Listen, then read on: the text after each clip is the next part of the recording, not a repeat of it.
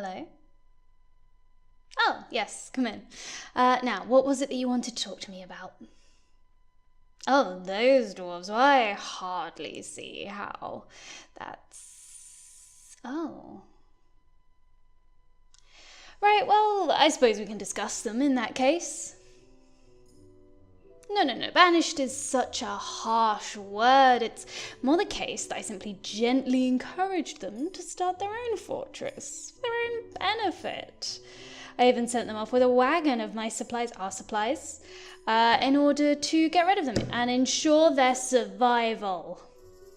You know, most overseers would just throw such deviants into a pit of lava, or send them to fight an undead army, or, leave them to some similar horrible fate. I mean, I would never do something like that, of course, because I am kind and benevolent. But, other less kind rulers do that sort of thing.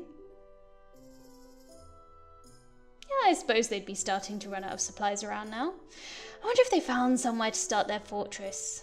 I mean, they've probably been travelling a while at this point, and, I don't wish death on them. I just don't want them here. They can go build their weird surface homes together and stop bothering me. No, I don't know where they went, and I don't care. Well, we'll hear from them if they survive, maybe. Who went? Well, there were 7 of them. The ringleader was Dorkling, and she was an odd dwarf. I mean, she liked being outdoors, for starters. It made sense for a woodcutter, I suppose. She was a loner, so she wasn't really a problem, until she got involved with Gremdevel. Yeah, I know they have weird names. It's a bit of a fortress tradition. Anyway, Gremdevel. Yes, he was an artist at heart. He was an alright carpenter. Once he took up with Dorkling, he started going on about how he loves the outdoors too, and he even built himself a little outdoor workshop. Some nonsense about nature inspiring him. Oh no, I couldn't just put up with it. It was a security risk. Well, Dorkling was a loner, but Gremdevel wasn't. Gremdevel got his mate Seraphix on side in no time at all.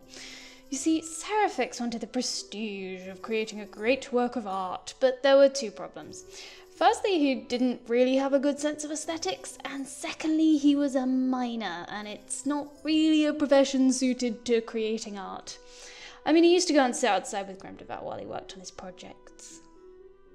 And then before long, Birdiebot got involved in their little art club. I mean, I was surprised because he's a mason, but apparently he enjoyed the peace and quiet up on the surface. I mean, he had to haul his stone from the other side of the fortress to bring it up to his little outdoor workshop in the art club.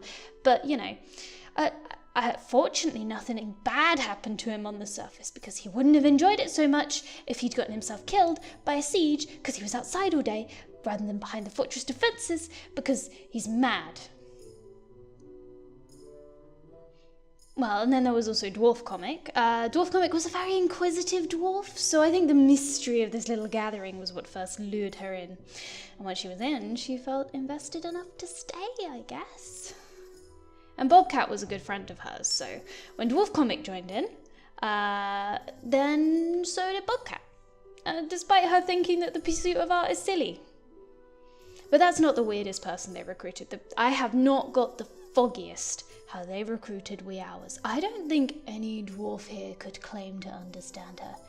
She always seemed cheerful, but there was something dark lurking behind those smiles. Well, no, it wasn't easy. It was a blow to lose a competent doctor. And I mean, it was a blow to lose them all because they're all skilled labourers. And at the moment, it feels like this fortress is entirely comprised of children and fisher dwarves. And we don't live next to any bodies of water. But, we had to do it for the security of the fortress. Oh yeah, I'm sure they'll be fine. Gremdevel was more than capable of building them a few homes, if nothing else. A few homes in a tavern is all they'll need.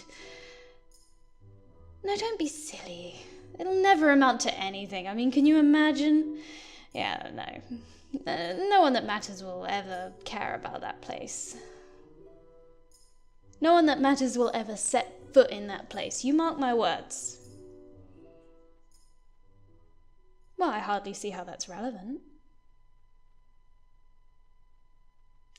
We don't have a statement of dwarven rights. Listen, you three, I've had rather enough of these questions, and I don't like your tone. Don't be ridiculous. How dare you? Tyranny, I'll show you tyranny. If you like these dwarfs so much, you can bloody well go join them.